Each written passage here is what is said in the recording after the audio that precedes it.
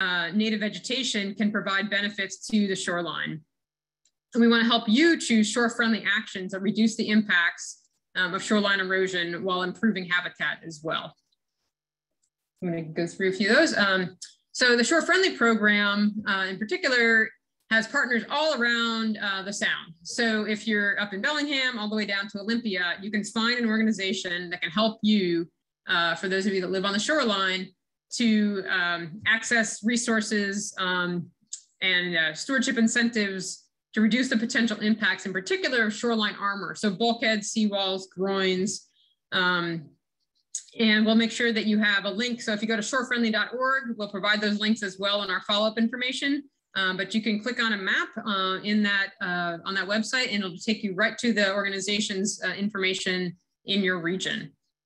The goal of the program is really to provide events such as this to share information. We also provide technical assistance to landowners, such as individual site visits, community beach walks, where we can discuss assessing the potential risks of erosion, sea level rise, climate change, and your little neck of the woods. Our goal is to encourage use of natural solutions that protect your property while also protecting the habitat and species that we all care about across the Salish Sea. Right. In addition to protecting your little personal piece of the Salish Sea, we hope you gain an understanding of the connection between our actions in the uplands and the habitats and the species that that we care about. And they rely on this nearshore marine waters for survival. In order to have orcas and salmon and forage fish, ultimately we really need to have healthy shorelines. These each support each other. You can't have any forage fish which spawn on your beaches if you don't have healthy shorelines. They spawn on our beaches in the upper intertidal. And salmon rely on forage fish as well. And of course, we all know, the plight of the orcas right now around the region. And they definitely need salmon, they need forage fish.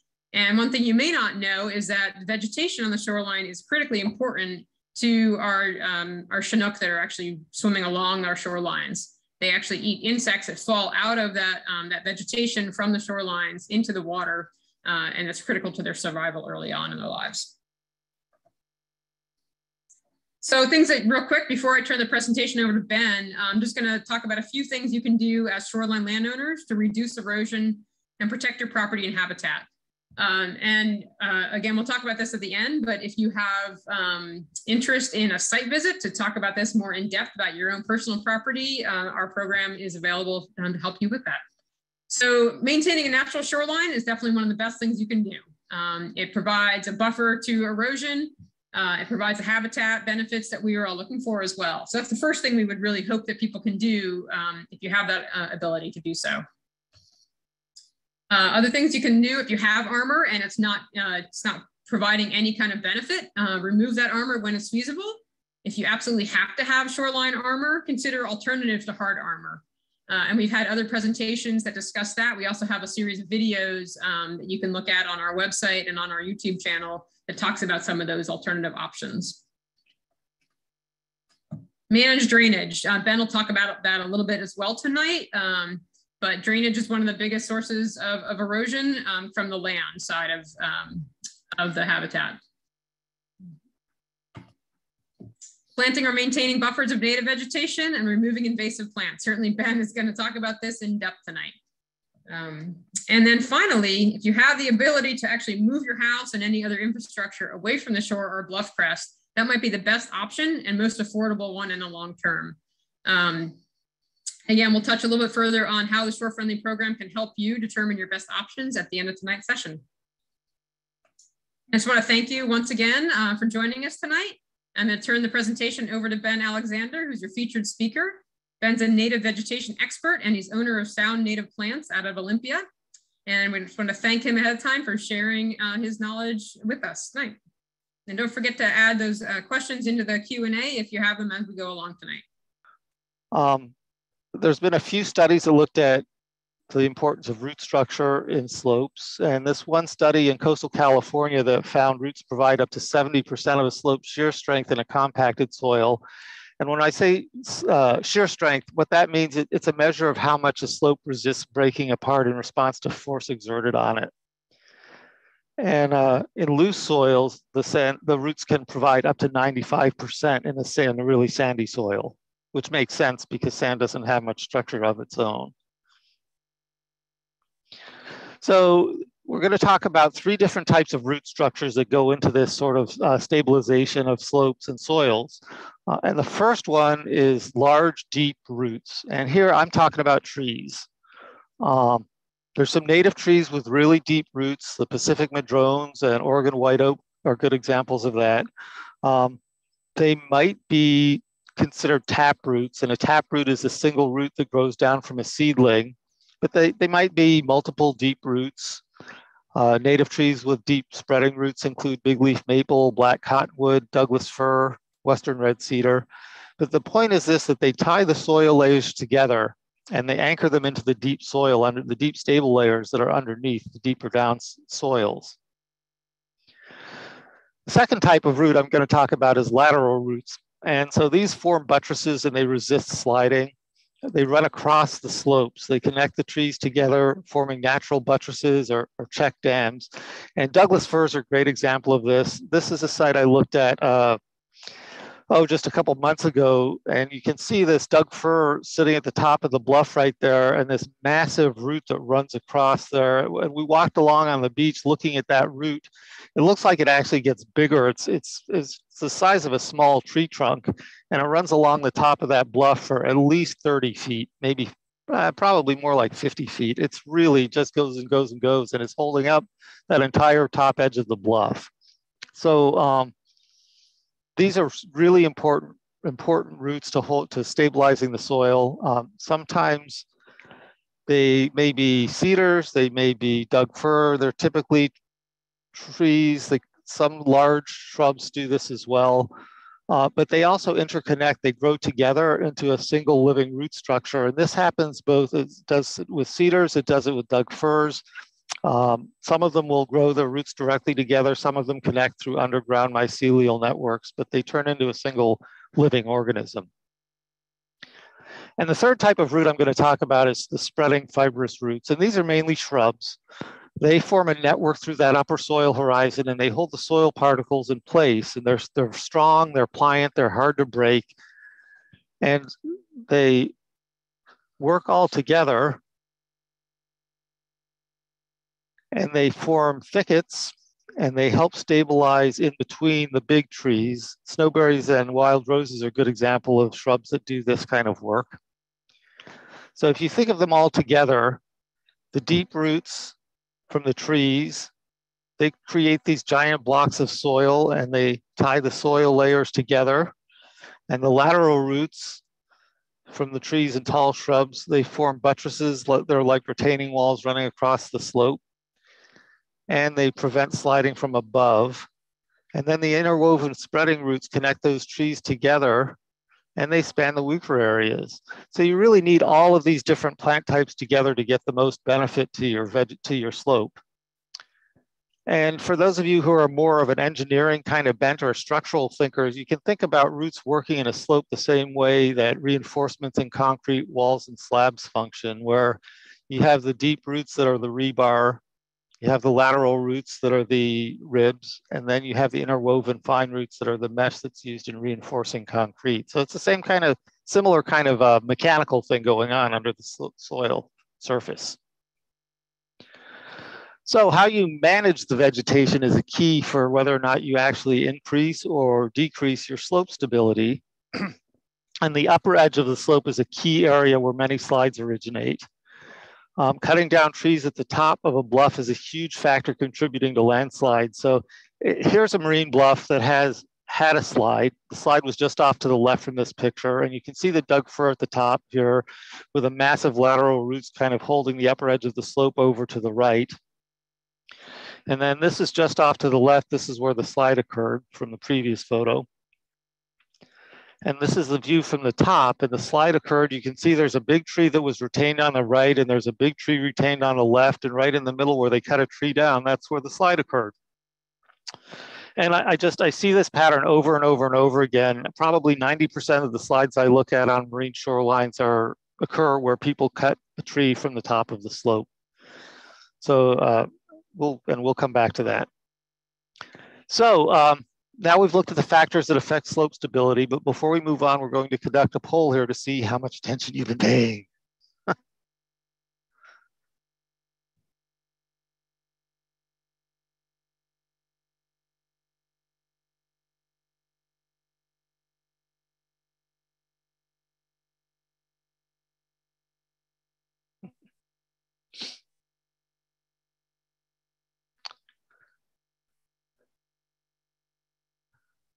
All right, the answers are streaming in here.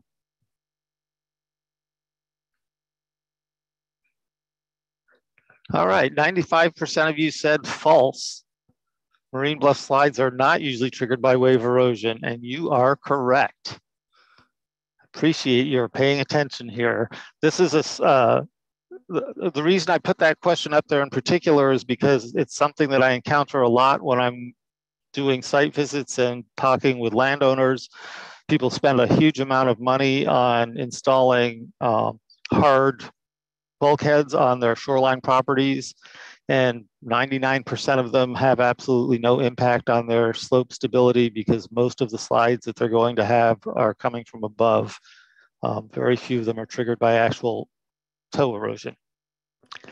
So now we're going to jump into part 2, which is all about how development affects shorelines, and we'll talk about some specific things you can do. Specifically, there are 3 aspects of development that affect slopes, and shouldn't be any surprise that they kind of correlate with what we've already talked about. There's compacted soils, there's altered drainage, and cleared vegetation. And these effects can affect you even if they occur far away from the shoreline, far away from your home. If you live on a shoreline, you know, they could be happening in the upper watershed and it still has an impact on the shoreline. So soil compaction occurs in developments mostly, it happens during all stages of construction, and it's mostly from driving heavy equipment around on the site. It may also be from the land clearing activities themselves. But one of the problems is that compact soils can't percolate water, so they increase runoff. And where's that water going to go? Well, shorelines are at the bottom of drainages pretty much by definition, right? So if you live on a shoreline, you're receiving all the runoff from the watershed above you. Another problem is that soil compaction kills trees. It kills the soil flora that helps trees survive, and it starves them of oxygen. And the roots of plants need oxygen to survive. So soil compaction actually suffocates trees. Development creates impervious surfaces, which are things like pavements and roofs. And these are hard impervious surfaces that shed rainfall. And the rainfall is collected into drainage systems, and they discharge into streams and rivers and water bodies. And that increased runoff triggers erosion. So that's kind of the big picture of what's going on with development. And now we'll talk about some specific impacts from individual homeowners or small developments, things that can cause problems for the shoreline and what you can do about it. And the first thing is to avoid cutting down all the trees on a slope. And I put this first because it's the worst thing you can do for your slope. So if you don't remember anything else from this webinar, this is what you should remember. Don't cut down all the trees on your slope. So big leaf maples. So one of the problems with cutting down trees is it creates a lot of maintenance headaches. And one of those is this sort of problem of the trees wanting to keep on sprouting after you cut them down. Most Puget Sound shorelines have a lot of maples, which are super vigorous stump sprouters, and they can live this way for decades. So you cut your trees down thinking you're going to get a beautiful view, and instead this is what you're looking at. And so you have this ongoing need to cut these down, and then they come back up, and then you cut them down, and then they come back up. In addition, if you stop cutting them down, then the maples grow up in these clumps of really weak, unhealthy, multi-stemmed trees that are prone to breaking. This particular site is up in Port Gamble, and there's a whole lot here where the maples had been cleared right next to the bluff, and then they let them grow back, and you can see this giant broken off stem that just got hung up in the other stems. But if you lived in a house under there, you'd be worried. Also, when you clear all the trees off a slope, it creates big sunny openings where all sorts of spreading weeds can invade and inevitably will invade. So there's another maintenance issue for you to deal with. And those weeds tend to suppress other plants that might be more desirable to help for habitat and for slope stabilization. So the second thing I want to talk about is topping trees. And the second big no-no is not topping trees. And I put that under red and underlined it because it really is the worst thing you can do. And well, actually, no, I just told you that cutting all the trees off is the worst thing you can do. So I guess this is the second worst thing you can do. But topping trees sickens or kills them. The problem with topping trees is that it introduces disease and rot. And the sick top trees can trigger slides. So if you notice in this particular site, there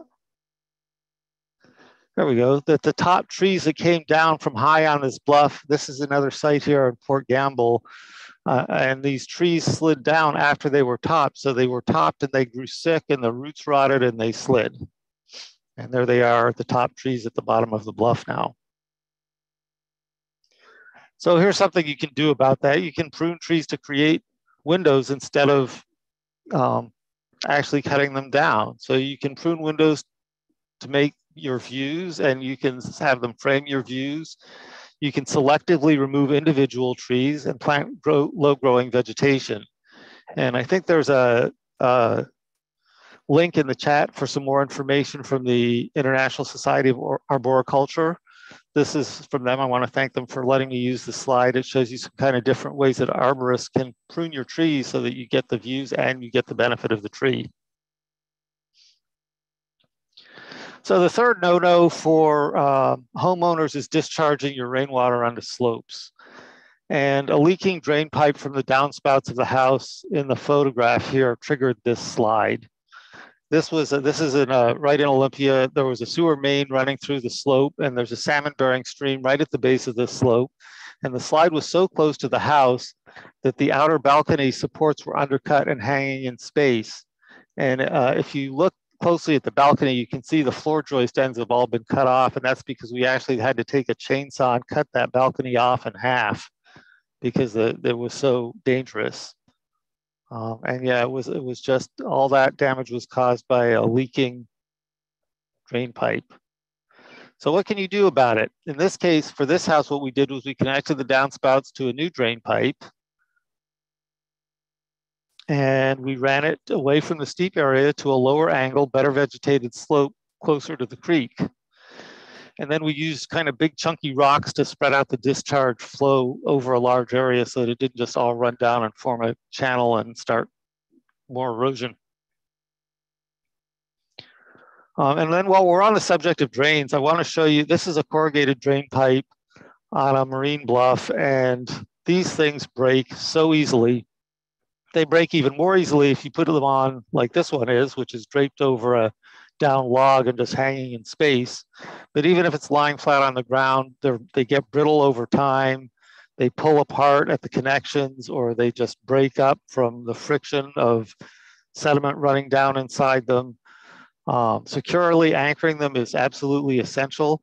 One technique you can do for making these a little bit stronger is to attach them to a braided steel cable, and that will make it a bit stronger. But I actually think that this is one of the most common forms of trash on the beach. I know I see these broken drain pipes all the time, just about every beach I've walked on in Puget Sound. And I know this has been the standard technique for construction for many, many years, but a solid wall metal pipe that's securely anchored to the slope is a much better solution. This is a site on Indianola where we worked, and you can kind of see the old broken, leaking corrugated drain pipe on the left, and then the new solid wall drain pipe on the right. And then the sort of close up on the left shows you where it comes out of the top of the slope. Another thing you can do is clean your gutters.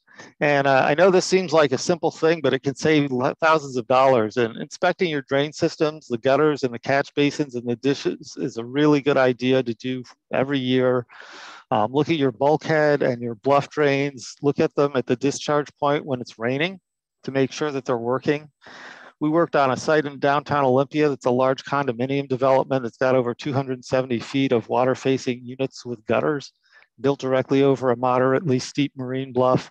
And they neglected their gutter maintenance, and they had over 13,000 square feet of roof surface that was all draining water dripping over the edges of the gutters and onto the slope below. And it caused a massive slope failure that cost thousands to repair. So it seems simple, but it actually is very important.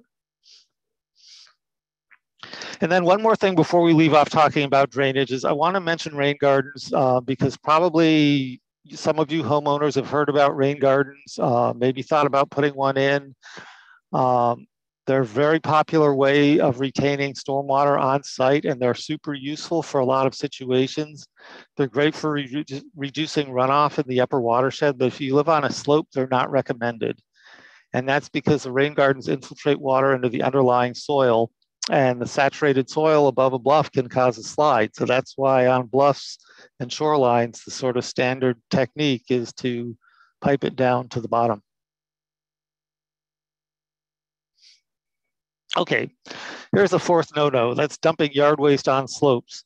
And yard waste smothers the vegetation and adds dead weight. And we see this all the time on bluff properties where people think it's okay to toss all of your leaves and yard debris over the edge. And it's like out of sight, out of mind, right? But unfortunately, they're smothering the plants that help keep the slope stable, and they're putting dead weight on the slope, which is going to be the next thing I talk about. So both of those things help destabilize the slope and are more likely to cause slides. So what you can do about it, well, you can compost your yard waste. This is an easy solution. If you have a compost bin, use it. If you have curbside yard waste collection available, that's great. Or you can drop your yard waste at a composting facility or a transfer station. So this is the last no-no I'm going to talk about, and that's putting dead weight on top of a slope. So you've already heard me mention this earlier, but I can't emphasize it enough that unsupported weight is the enemy of stable slopes.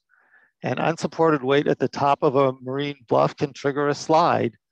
So this particular homeowner poured a concrete slab patio and put a boat planter right at the edge of it. I don't know what the boat planter exactly was all about, but that right where they put the concrete slab, and they had cut off a tree to do it, that triggered a slide. So we ended up having to take a jackhammer and jackhammer out all that concrete, haul it away, and then do a bunch of planting and work on the slope to stabilize it. You can see where the concrete fence post was also undercut there. So before I move on, let's see, do we have any questions? Haley, do we have anything that has come up? Be a good time to pause. Yeah, I got one actually, Ben. You guys hear me? I can. Okay, we've got one that says, are there planting techniques or vegetation management processes that can increase root depth and stabilization? Oh, that's a good one. So how could you increase root depth and stabilization? If you're dealing with compacted soils, then a simple thing is to just decompact the soils before you plant. And it's amazing how often that isn't done. I was just out yesterday on Evergreen's campus looking at a site where they couldn't get anything to grow because it was so hard underneath, and that's clearly what had happened. So kind of making sure that you haven't created a problem by your development practices in the first place. If you have a natural hard compacted layer that's shallow under the surface, there's not much you can do to increase the rooting depth through that. But if you plant certain plants like the trees that I was talking about, like Douglas fir, for example, they have roots that are strong enough to penetrate somewhat through those layers. So those would be a couple of things you can do. Did we have anything else? That's about it for right now. Okay, we'll keep moving. All right. I think actually, can you hear me? Yeah, hear me as well? This is Katie. I just wanted to say that we did also have one more about windowing the trees. Sure. There was a question, does a tree pruned for a window pruning, does that make the tree top heavy? Does it make it top heavy? No. The short answer is no, it doesn't. And in fact, it's one of the really most common techniques used for pruning for views is to just prune up, which I think another one of those pictures had. which would be even more top heavy than pruning windows. But no, if the tree is healthy, then selectively pruning limbs out for windows should not make it top heavy. And in fact, a lot of trees, native trees, particularly the really tall ones, tend to shed a lot of their lower limbs naturally as they grow large anyway, because those lower limbs don't get much light. So, okay, let's keep going. All right, so we are on to some potential instability warning signs. So this is, the idea here is I want to give you, oh, I take it back. Before I start on this, we've got one more poll.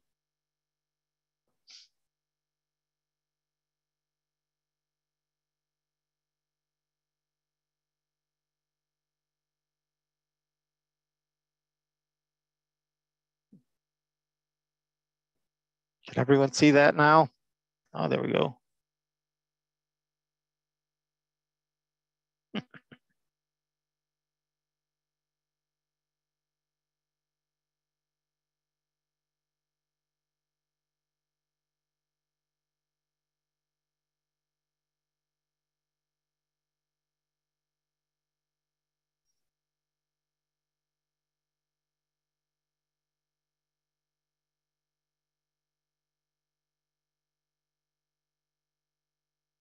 Okay.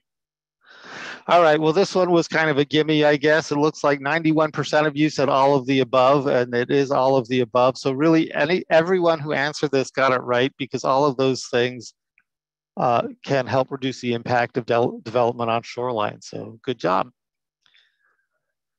And so now we're going to start talking about things that you can actually look for on your property to see if you might have some potential signs of instability.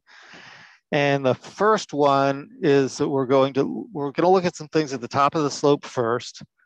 And so here's some things to watch out for.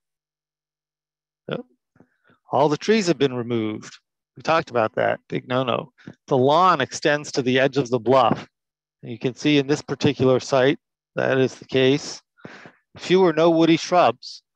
So if you have a site that looks like the one in the picture here, lawn extends all the way to the edge. All the trees have been removed. Well, I guess there's one tree, or there's one or two trees left there, but almost all the trees have been removed. And there's no shrubs. So those are all warning signs, because those are all factors that contribute to slides. So some other things to look for at the top: slumping soil surface near the brow of the slope. So look at the landform close to the top of the slope. If you have a steep slope, does the ground above slope down a few feet from the edge like it does in this picture? And if you can see it from the water side, do you see overhanging sod or vegetation? This could actually be, I'm not sure if it is, but this could be the water side of that same slide we were looking at in the last picture. You can see that the vegetation is hanging over and actually starting to fall down. And if you look at the far edge, you can also see dangling roots. So that shows you that at least there's been some erosion going on there. Now, whether or not it's a problem, it's just something to look at and think about. You're going to have a certain amount of bluff retreat over time, no matter what you do. So the actions that we're talking about will slow that process down, but not necessarily stop it. So some warning signs you can look for at the top.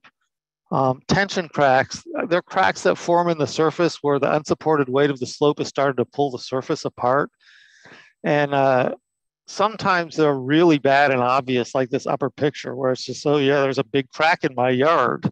Other times it can be a little bit harder to spot, but they always occur parallel to the slope and usually near the edge, and frequently at the same time in those same areas, you'll feel spongy depressions, which is kind of a precursor to a tension crack developing, but these spots almost always feel kind of mushy when you walk on them. And tension cracks can indicate an imminent failure. This particular site here, these cracks I observed up above a marine shoreline site in Olympia. And it was obvious to me that the soil was moving pretty quickly. And I talked to the homeowner about needing to do some stabilization work there. And unfortunately, A week or two later, before I got a chance to go back, this is what the site looked like. So clearly the tension cracks in that case were a sign of something imminent happening. Another sign you can look for at the top is terracing. And this is where the ground slumps down and it kind of creates benches or terraces that run across the slope. It often accompanies tension cracks, and it's usually caused by soil slumping along a fissure line. And it likely indicates some kind of undercutting going on. This particular site is a stream site, not a marine shoreline, although it's a McAllister Creek, it's a marine shoreline type of environment. And it's a tidally influenced stream, which we're going to come back to later. On the face, some of the things you want to watch for: rills or gullies developing. So a rill, if you aren't familiar with that term, is just it's a shallow runoff channel that forms on the soil surface from precipitation, and over time they can enlarge into gullies and just make erosion worse and worse. So something to pay attention to. So now we're going to talk about some specific plants that you can look for that are signs that you have water in the slope. And water in the slope, again, is an indication that you could have some issues there. So particularly wet-loving herbaceous plant species to look for. There's creeping buttercup. This is pretty common on wet lawns. You're probably familiar with it if you have kind of a wet ponded lawn. Soft rush is another one that's fairly common in wet lawns and swales. Coltsfoot, this kind of looks like, if you're not familiar, it looks kind of like a giant overgrown celery, and it's pretty common along roadside ditches. And then certainly if you have skunk cabbage growing on your slope, that's a sure indicator that you have year-round saturated soil. So that's what's called an obligate wetland plant. It just means it's almost always grows in saturated soil, basically. And then there are several different horsetail species that we have, but all of them indicate wet soil. And then there's a few shrub species to look for that also indicate wet soil. One of them would be salmonberry, which often grows in thickets. And I see it a lot near the bottom of wet bluffs. And then willows. And this one is hooker willow, which is the commonest willow we have on marine shorelines. And when I talk about willows and native willows, they're shrubs. They aren't giant trees like a weeping willow, like you think of as your classic kind of a southern weeping willow. There is a few species that grow into trees, but mostly what we have along the shoreline is hooker willow, which is shrubby and doesn't get real tall. We occasionally will have a schooler's willow, which tends to be a bit of a bigger tree. Also algae, I showed you this slide earlier. Algae growing on the face of your bluff is an indication of saturated soil. So here's some other things to look for on the slope face: leaning ivy covered trees. And why would the ivy be a big deal? If you think about it, the ivy, it kills the tree slowly over time. It adds a lot of weight, both the biomass of the ivy itself and then all the rainfall that it retains, which also weighs a lot, and it catches the wind. So you combine all that with a tree that's already leaning, and that's definitely a danger sign. On the other hand, you may find trees that sometimes are leaning the other way into the slope. And that usually means that the roots have kind of rotted and given away, and the soil has slipped out from under them. So they're just basically just sliding right on down the slope. Another thing to look for is curved tree trunks.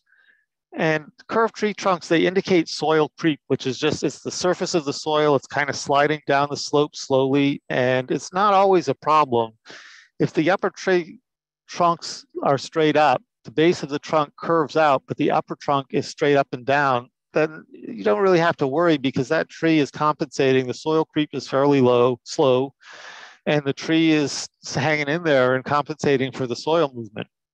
But if you have trees that are curved and leaning out, then that could indicate that the soil is moving a lot faster. The trees aren't keeping up with it, and that could be a potential problem.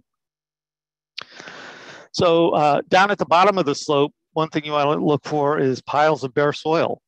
And you need to be kind of careful on some marine sites that you aren't seeing drift deposits. It's usually pretty easy to tell the difference. This is clearly not a drift deposit. This is sandy soil that came down from somewhere up above. And just if we back up a little bit, stepping back from that same photograph, you can kind of see another reason why English ivy is a big problem. not only does it put all of that weight on the trees and kill the trees, but it also obscures your view of what's going on the bluff itself. So you can't, you see all of that soil at the bottom, you know there's some erosion going on up there, but you can't see it because you have no idea what's going on there. It's covered with this giant thick wall of ivy. And ivy can really put a lot of weight on the brow of the slope. The circled ivy up there on the left, there's nothing obvious going on there. It's just kind of a big hedge of ivy, but I climbed up there to take a closer look. And that ivy was climbing out over an old stump, and the entire edge of the slope was undercut, and the whole thing was basically ready to break off, but you can't see it at all there. And then that tree on the left, this was back in Port Gamble again. This tree is pretty much dead now. I mean, it's still shooting out some suckers. It's trying to live, but it's pretty sick. And it's leaning out. It's literally right on the edge of that steep bluff, and it's acting like a giant heavy lever right at the weakest point of the bluff. And the area just to the left has already experienced a small slide. So I wonder, do we have any questions about ivy? We could take a minute here if anyone has any ivy questions. I'll ask again in a few minutes.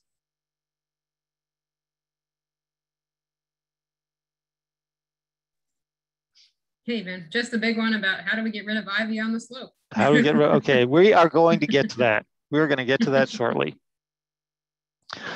All right. So we're going to pause for one more poll before we get into the good stuff.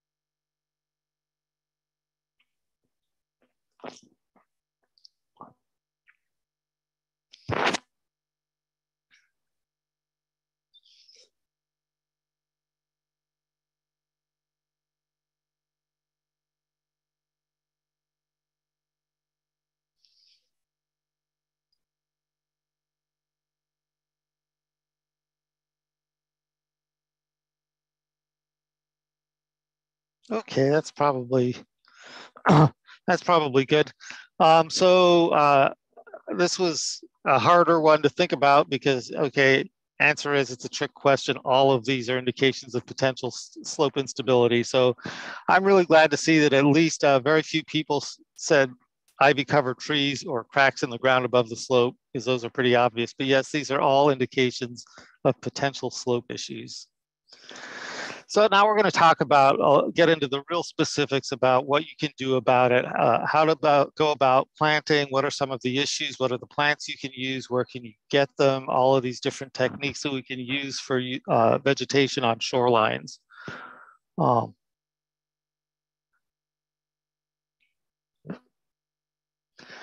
So the first step in almost every planting project is to take care of the weeds. You take care of the invasive weeds first. That's the site prep. And I hope I've convinced you by now about the evils of English ivy, but the other chief offender we have on a lot of our shorelines is Himalayan blackberries, which I haven't touched on so much, but blackberries have somewhat deeper roots, but they don't have much fine feeder roots. And really the biggest problem with blackberries is that they overrun and they choke out more desirable vegetation that could be more functional for slopes, could have better habitat values. This site is a marine bluff that's totally overrun with old growth blackberries, as you can see. So we're going to come back to this again in a sec. For Himalayan blackberries, you could manually grub out the roots, but we don't recommend grubbing out weeds on a slope because it disturbs the soil too much. If you have a flat, low bank site, you could grub out the roots and that works. It takes a lot of labor. Or you can use herbicides, and one method is the cut stump treatment, where you paint the stems, you cut the stems during the growing season, and then you immediately paint the cut stem with a 25 to 50% triclopyr solution. We use a commercial product called Garlon that works really well, but about the closest retail equivalent is Lily Miller Image Brush and Vine Killer Concentrate. There's a few other brands out there. There's Ortho makes poison oak killer. It has the same active ingredient. Alternatively, you can spray the foliage with a 2% solution of triclopyr. You do that in August or September or October after the fruit is set. But you have to be really careful about spraying in and around a water body. You're going to need to follow up as needed. But the thing that I really want to recommend here is that you hire a commercial applicator with an aquatic endorsement for working close to the water. And that's because a commercial applicator who's licensed to do this, for one thing, we can use different chemicals that work better than what you can get at the retail store. And they're also trained on techniques for applying close to water. And when we work on shorelines, we always use herbicides and additives that have been specifically tested and approved by the Department of Ecology for aquatic sites. And that means they're chemicals that are not going to have a negative impact on the fish and wildlife. So, really think about doing that if you have blackberries on your site. So this is that same site with a guy on the rope chopping down a 10-foot wall of blackberries. And for this site, just to kind of give you an idea of what you can do, we cleared the entire slope to get the blackberries down to a manageable size.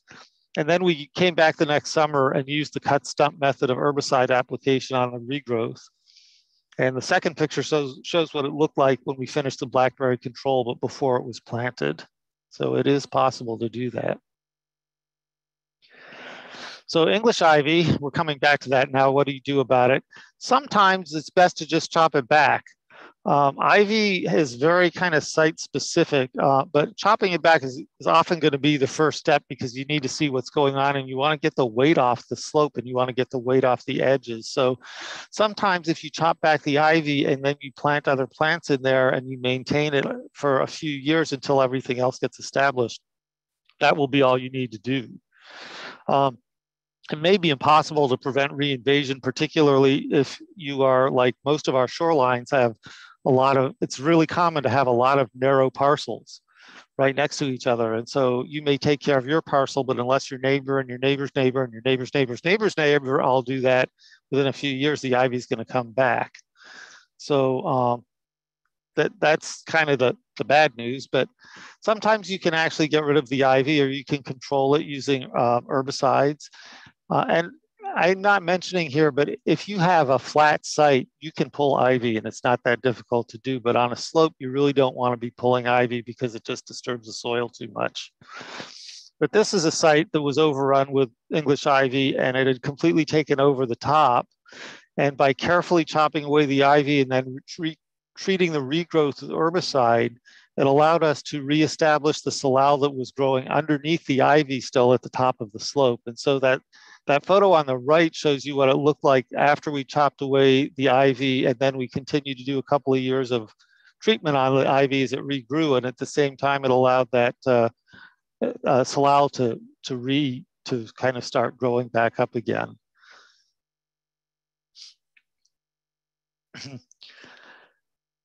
One of the nice things about English, or I don't know if you call it a nice thing, but one thing about English ivy that makes it easier to control is that you can use herbicides in the winter when all of the other plants are dormant. You have to have a couple of days of dry weather in order to do this because the herbicide needs a couple of days to soak in and really start working. But it does work. It requires a mix of herbicides that have to be applied by a commercial applicator with experience. One of the constituents in that is glyphosate, which is a non-selective herbicide. So it can kill, if you have other plants under there that aren't dormant, it could kill them. So working in the winter is a nice time to do that. This particular site, we treated it in the winter with herbicide. And one of the things about that winter treatment, it takes a long time before you start visibly seeing the impacts of it. And this homeowner who lived in the condominium, you can see up at the top, and she was convinced that she wasn't home the day we did this treatment, and she was convinced that no one had come there and that we hadn't done any work and she couldn't see anything going on. And she kept calling me and saying, "Are you sure you did the work?" And I tried to reassure her, and she had her doubts. And then after 2 or 3 months, she called me up one day and she said, "Oh, I went out there and all the ivy's dead."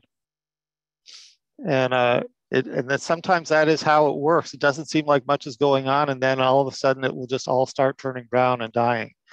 And so on this site, it worked really well for most of it. But if you kind of look over to the far right edge, you can see a patch there.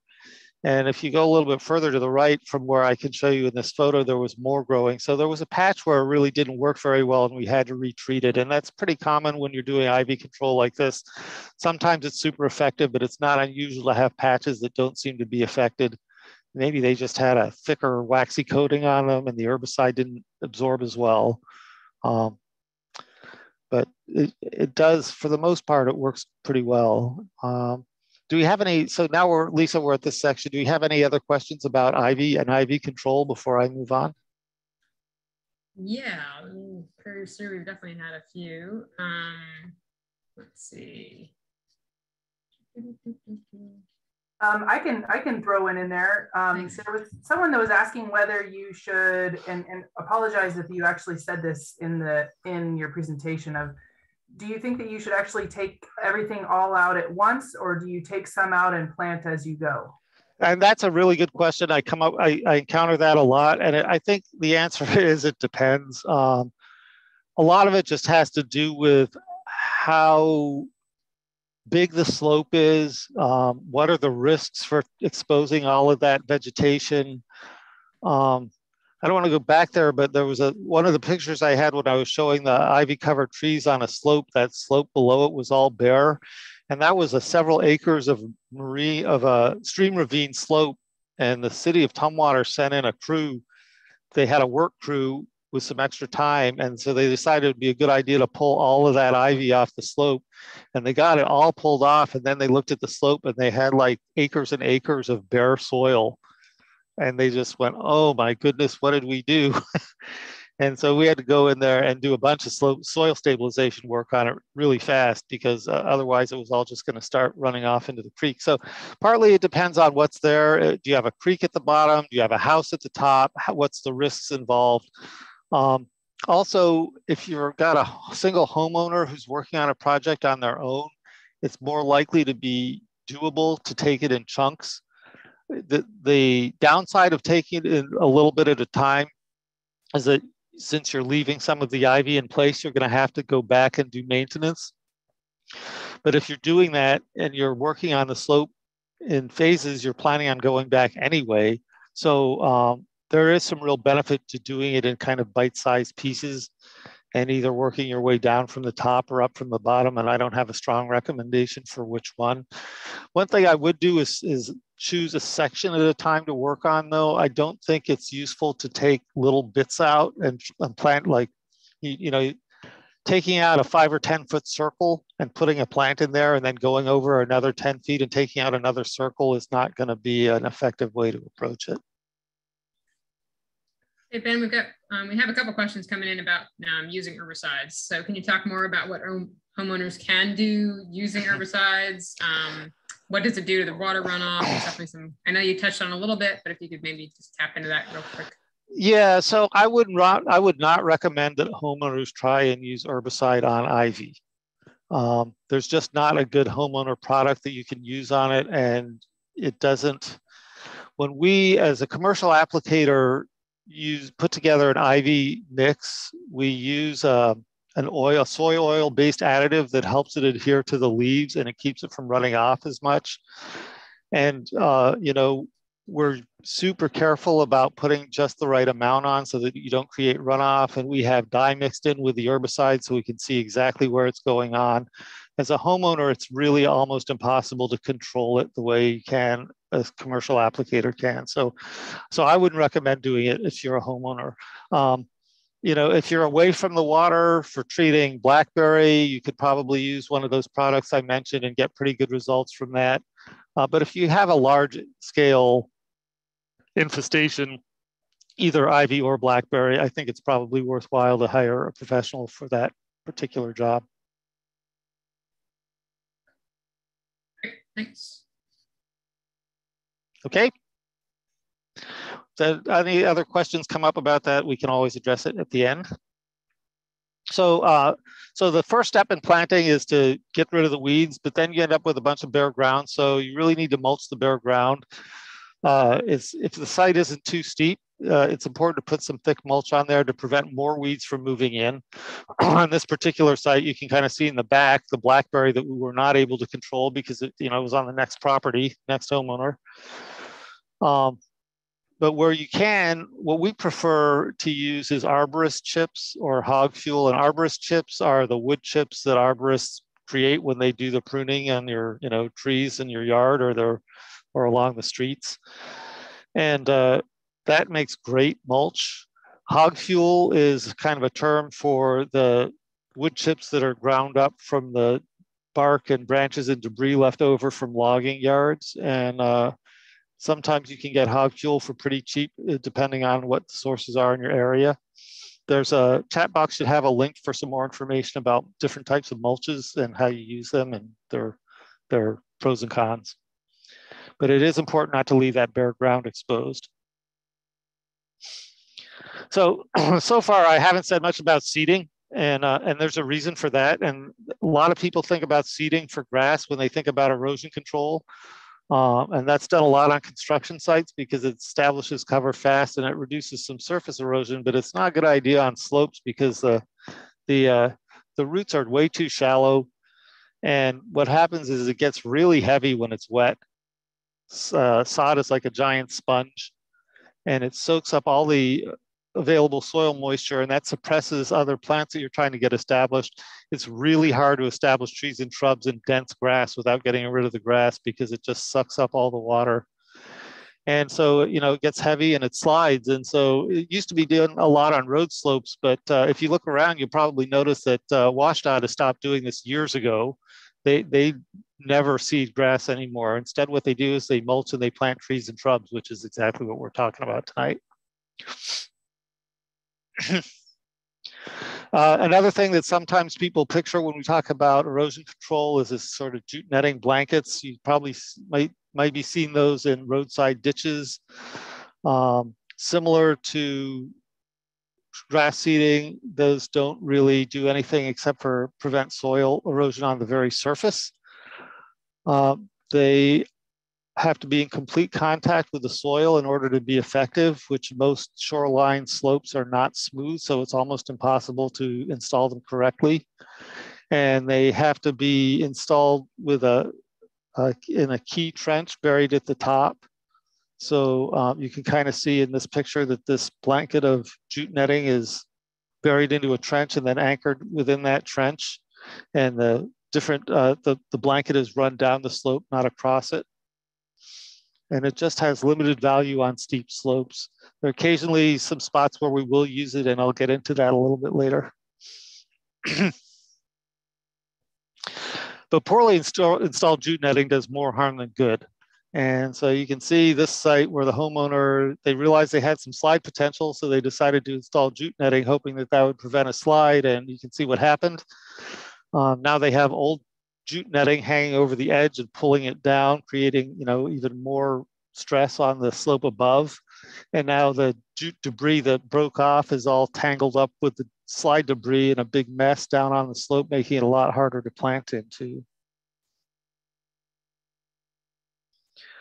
Okay, so now we're going to get into the actual planting details. I'm sorry it took me so long to get here. I hope you stuck with me. We'll take a look at a few examples of what you can do with just planting on a shoreline. And then I'll go into some more details about plants and planting. This is a simple planting project. This is a low bank deteriorating bulkhead. This is the Powell project on Bainbridge Island. We're going to take a look at a few different spots on this site.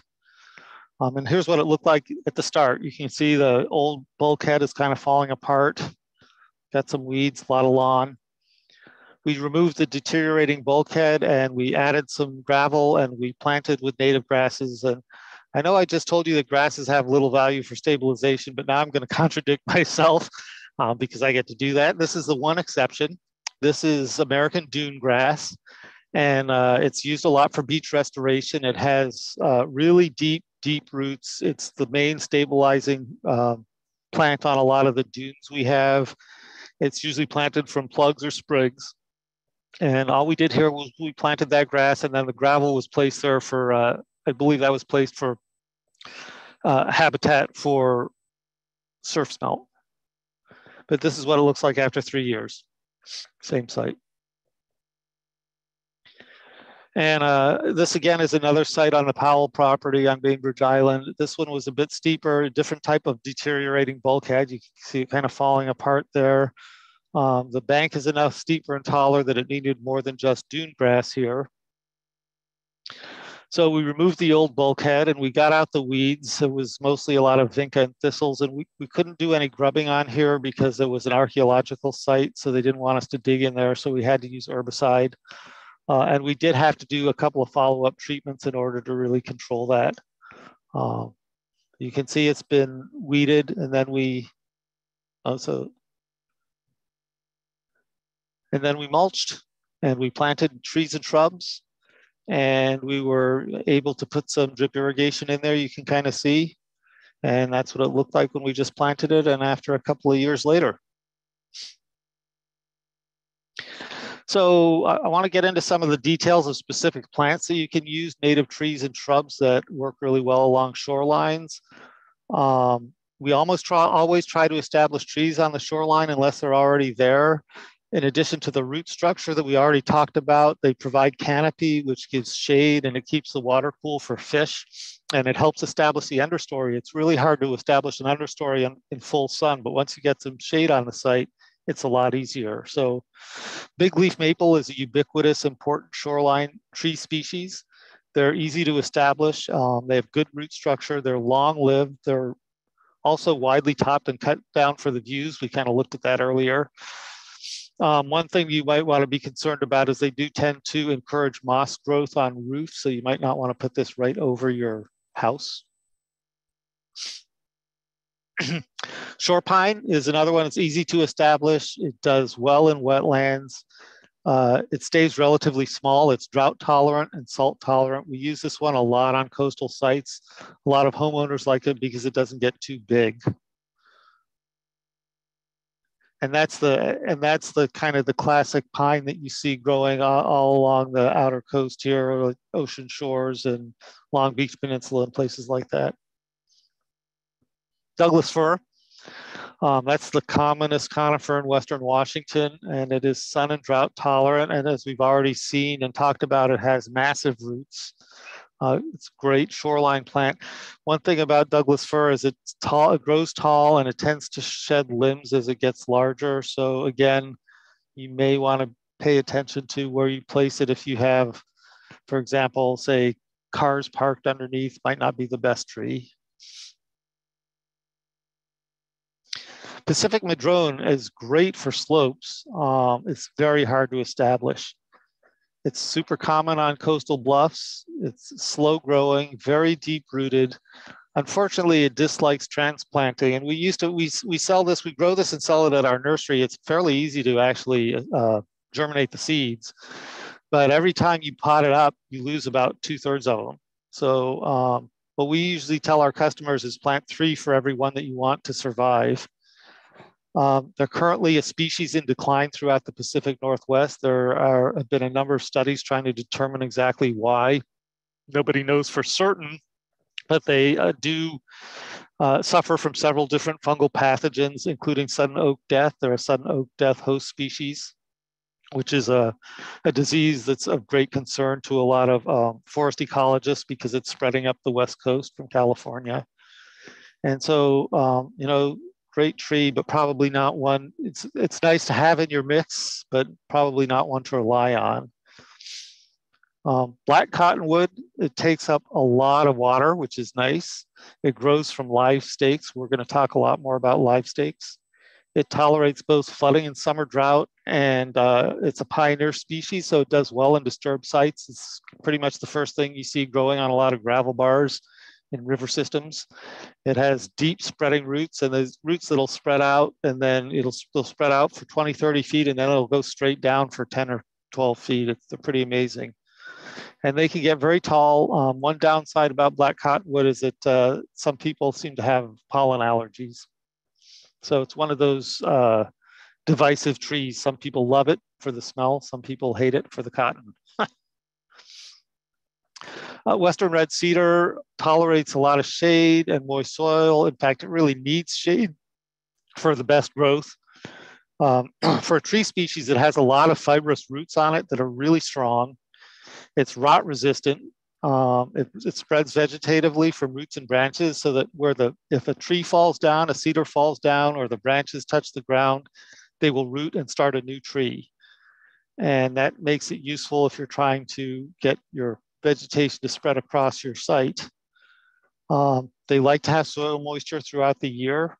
They're really useful for stream restoration because the logs are so rot resistant. They're a major factor in the stream formation in most of the streams in Pacific Northwest. Unfortunately, they're a favorite deer food, so they may need some protection from browse, and they are somewhat allelopathic. And what that means, it's a word that means that they tend to suppress the growth of other plants around them. They have some chemicals that they exude that keeps the ground bare right around the tree. So we talked about the need for shrubs, and now we'll look at some native shrubs that are particularly useful for shoreline habitat, working our way down from the tall shrubs to the smaller ones. And this one is hooker willow, again, the most common marine shoreline willow, typically about 12 to 15 feet high. It's fast growing, it's deep rooted, it grows from cuttings, live stakes again, it's easy to establish. It's somewhat shade intolerant. I probably wouldn't use it in a full shade site. Part shade is probably okay. And we're going to talk a lot more about using willows in a little bit. Vine maples have really strong, deep spreading roots, and they layer, which means that they grow new plants where the branches touch the soil like cedars do. And that helps them form thickets. And we talk a lot about thicket forming plants because we're trying to get vegetation cover of native vegetation. And so plants that are thicket forming are particularly useful for that. They do prefer some shade. They're planted in the full sun, but they don't always do well there. They like to have soil moisture at least through the early summer, and they typically have a mature height of about 20 to 25 feet. Red osier dogwood tolerates wet soil in the winter and drought in the summer, and it also grows from cuttings and live stakes. So sometimes we use it in bioengineering, which we're going to talk about. It's fast growing, and it's easy to establish in moist soil. It's sun and shade tolerant, and however, deer love this plant. This is like candy for deer. Of everything we plant, this is probably their single most preferred shrub. And they won't usually kill it. They'll just chew it down so that it stays about knee height for years and years. Once it outgrows them, it will do fine. Ocean spray is another common coastal species. It grows both on coastal bluffs and in the forest in the understory. So it goes from full sun to full shade. It's very salt tolerant, has really deep fibrous roots. It's easy to establish. And then beaked hazelnut is another common shoreline shrub that's got really tough. It's got a great root system. The roots spread out like crazy. They're really strong. It grows deep. It's easy to establish, and it tolerates both shade and sun. It also has really good habitat value. The nuts are highly prized by wildlife. And for those of you who are familiar with the English hazelnut, we have both the European hazelnut and the native hazelnut growing commonly around Western Washington, and they look very similar, but they have slightly different looking fruit. The native one has this long, what's called a beak, that protrudes around the tip of the nut when it's still green. So snowberry is the most important small shrub that we have for slope stabilization, and it's good for the top of a slope to hold the soil together. It stays fairly low growing. It's got excellent erosion control. Roots are strong and fibrous, vigorously root suckers. It forms thickets. You can prune it for views if you want to. It grows in a wide variety of environments, dry to moist, common in Western Washington, equally common in Montana. Full sun to full shade. It grows from live stakes. It's easy to establish and drought tolerant. So this is one of the superstars for restoration.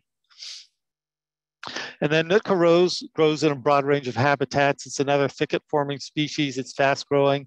We have 3 different native roses here in Western Washington, and it's sort of the most broad-ranging in terms of its environments that it grows in. Sun to shade, moist to, it doesn't really like super dry, but moist to medium soils. And one of the things about this plant is it's one of the few that can survive blackberries. It will hold its own against blackberries. They can grow together. the blackberries won't kill it.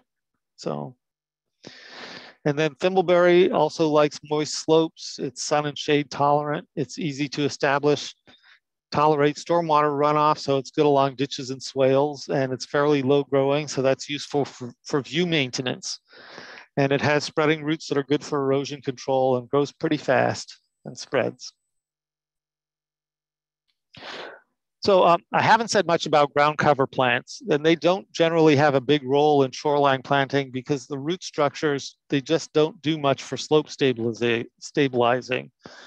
However, they do cover the ground and they shield the soil from rainfall that causes surface erosion. And there are two spreading native species that we often plant on shoreline sites when you want ground cover. One is coastal strawberry. It's typically found on sandy coastal soils, and it's a fast-growing ground cover, semi-evergreen. It spreads by runners, and it's easy to establish and has sun or shade. This is some that's 2 years after planting. You can see next to this boardwalk, it was planted over mulch. And then 2 years later, it's almost 100% cover. And you can see those little salal plants growing in with the strawberry. Those were planted at the same time on the same spacing as the strawberry. So that shows you how fast that stuff grows. And then the other one that gets used quite a bit on shorelines for ground cover is kinnikinnick. It's really a low shrub, but it sprawls and it's sometimes used to establish ground cover. It's sun tolerant, it's salt spray tolerant, it's evergreen. Its woody roots are much stronger than strawberries are. And it's surprisingly, this particular site we're looking at, this is an industrial marine shoreline in a shipping facility in Tacoma next to a container truck parking lot. And the kinnikinnick has just proved surprisingly resistant to truck exhaust and poor water quality. There are literally trucks that sit here running, pouring exhaust down onto this site for hours at a time. And it seems to be just happy as a clam there. So before I move on to sort of some other planting techniques, I want to talk a little bit more about actually how to get plants from the nursery, some things that you need to know about if you're going to try and get some plants for your own project. These are container plants, or everyone is familiar with them, you know, what you see in your local nursery. They come in a variety of sizes. Most common for restoration are 1 gallon and 2 gallon. And that's largely because you don't want to have to dig a really big hole to plant in a shoreline. And they're also, larger plants are a lot more expensive. And if you got to buy a lot of them, you tend to go small. They are available year round, which is handy when projects are delayed or they have timing restrictions on them. They have the widest species selection, and they do require a fairly large planting hole. So that makes them somewhat limited value on steep slopes. The chat should have a link for more information on commercially available native plants. The next type of plant I'm going to talk about is plugs. You might not be so familiar with a plug. These are a type of container plant. They're grown in reusable tubes that sit in a rack, and they come in a variety of different sizes. They are usually removed from the pot for shipping, and they're available year-round. There's a more limited species selection, but they require a relatively small planting hole, which makes them really useful for slopes. And again, there should be a link in the chat for some more information about plugs and what are some of the advantages of planting from plugs. Oop. There's all those things I just said. Okay, the next type of plant I'm going to talk about is bare root plants. You probably, if you're a gardener, you may have used bare root plants in the past. You can often get roses bare root from your local nursery. They're dug up while dormant and put in cold storage. And then they're bundled and shipped, and they're available January through March. There's a wide species selection, and they're usually bundled into bundles of anywhere from 10 to 50. Depending on how big they are, you may need a relatively small planting hole for these, so you might be able to plant them into a slope without too much trouble. They're cheaper than container plants, but they're hard to get for retail customers. So if you're a homeowner or a retail customer and you want to get bare root plants, your best bet is to order these at the annual Conservation District plant sale. And every conservation district has one of these. They usually start taking orders in December. Each conservation district will have their own species selection, so it might be worthwhile to shop around. You can do all of this online. But typically they take orders in December, and you go and pick up the plants at the conservation district in late February or early March. And that makes those a lot more plants available to homeowners. And then finally, these are live stakes, and I'm going to get back to these in a minute. So as far as materials sources for these plants, there are retail nurseries you can go to, but they will probably have a limited selection, and the staff knowledge may also be pretty limited.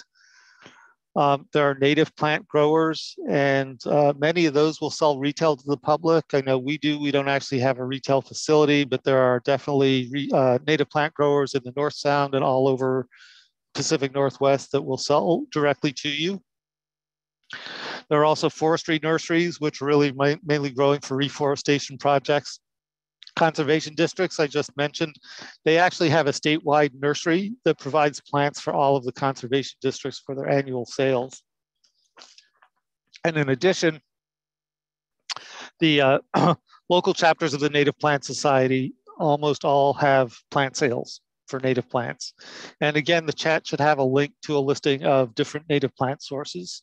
So this will probably be a good time for more questions if anyone has questions about specific plant species, and then we'll start getting into some other techniques. Hey, Ben, can we ask you a little bit about alder? I've been kind of working in the chat, so you might have actually mentioned it, but there have been a few people that have mentioned about hearing that alder can actually weaken the slope, that maybe it's something that you should try to control.